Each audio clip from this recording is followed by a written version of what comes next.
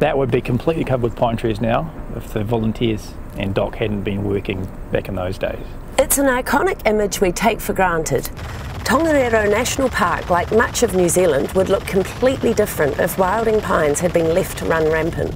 25 years ago, the government cleared masses of wilding pines from this area and has recently injected 16 million into a 4-year national program to control the trees, which are suffocating our native bush. Because it was such big areas and it was really too much for volunteers to do, we've just been mopping up ever since.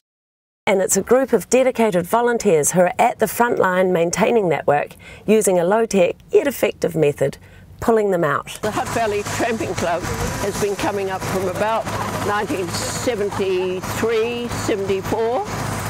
Apart from being a blight on the landscape, the pines crowd out native flora and fauna, eventually taking over.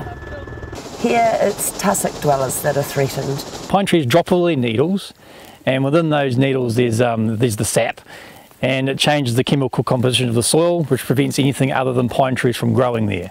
You might get the odd kiwi hanging out in there, but all the other native species just don't survive in that pine forest.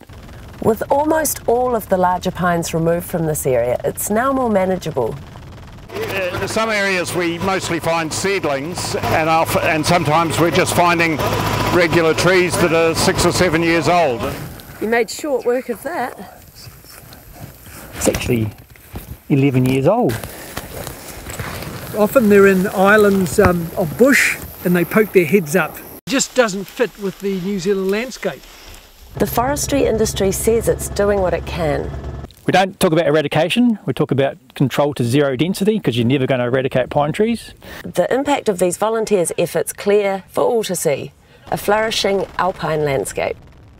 The trees are few and far between.